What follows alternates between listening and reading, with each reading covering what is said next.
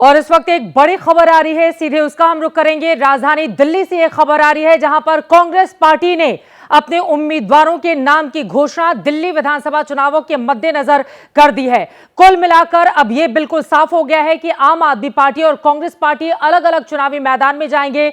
और बड़ी खबर यह है, अरविंद केजरीवाल पूर्व मुख्यमंत्री के सामने शीला दीक्षित के बेटे को चुनावी मैदान में कांग्रेस पार्टी की ओर से उतारा गया है। लिस्ट हमारे पास आ गई है, एक एक करके उन तमाम नामों का आपके सामने मैं जिक्र कर देती हूं जिनकी लिस्ट को आज जारी किया गया है कांग्रेस पार्टी की ओर से। नरेला से अरुण कुमारी, श्रीमती अरुण कुमारी को टिकट दिया गया है। बुराड़ी से मंगेश त्यागी का टिकट दिया गया है। आदर्श नगर से शिवांग सिंघल को, बादली से देवेंद्र यादव को टिकट दिया गया है। रोहित चौधरी को नांगलोई जाट से। जैनेंद्र इस वक्त हमारे संवाददाता जुड़ चुके हैं और ज्यादा जानकारी के साथ। जैनेंद्र, संदीप दीक्षित नई दिल्ली से लड़ेंगे चुनाव अरविंद केजरीवाल के खिलाफ, सबसे बड़ी खबर इस वक्त की। बिल्कुल चित्रा, सबसे जो बड़ा नाम है कांग्रेस की पहली सूची जो दिल्ली चुनाव को लेकर आई है वो संदीप दीक्षित का है। नई दिल्ली सीट से अरविंद केजरीवाल के सामने संदीप दीक्षित कांग्रेस उम्मीदवार होंगे। दिलचस्प ये है कि संदीप दीक्षित की मां और दिल्ली की पूर्व मुख्यमंत्री शीला दीक्षित को ही नई दिल्ली सीट पर 2013 में हराकर अरविंद केजरीवाल पहली बार मुख्यमंत्री बने थे दिल्ली के। अब संदीप दीक्षित उन्हें उस सीट पर चुनौती देंगे।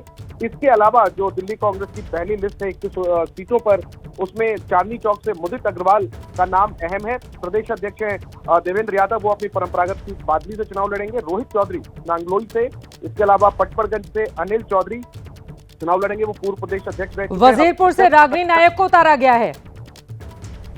जी बिल्कुल, रागिनी नायक भी इस बार चुनाव लड़ रही हैं। वो वजीरपुर सीट से वो चुनाव लड़ेंगी। अभिषेक दत्त कस्तूरबा नगर से उम्मीदवार होंगे। हारून यूसुफ पूर्व मंत्री रहे हैं, वो बल्लीमारन सीट उनकी परंपरागत सीट है, वहां से चुनाव लड़ेंगे। अली मेहंदी मुस्तफाबाद सीट से चुनाव लड़ेंगे। सीलमपुर सीट से कांग्रेस ने जो मौजूदा विधायक हैं अब्दुल रहमान, उन्हें टिकट दिया है। वो आम आदमी पार्टी से कुछ ही दिनों पहले कांग्रेस में शामिल हुए, क्योंकि कांग्रेस ने क्योंकि आम आदमी पार्टी ने कांग्रेस के नेता को अपनी पार्टी में शामिल कराकर।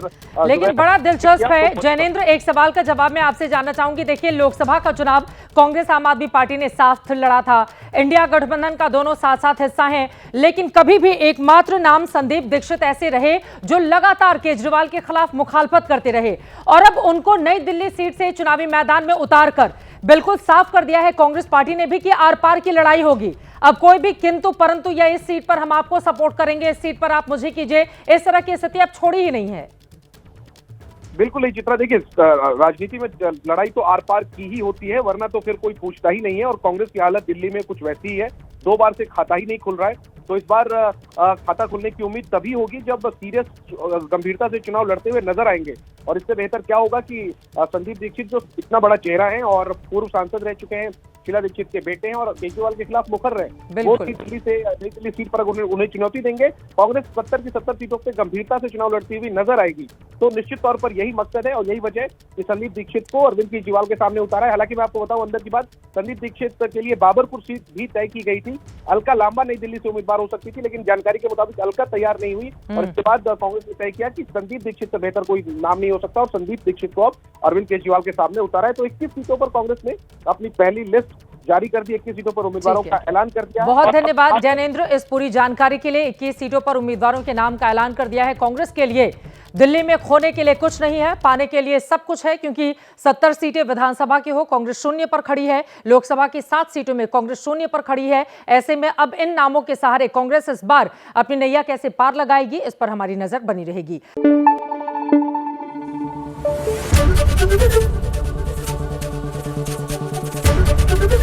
एबीपी न्यूज आपको रखे आगे।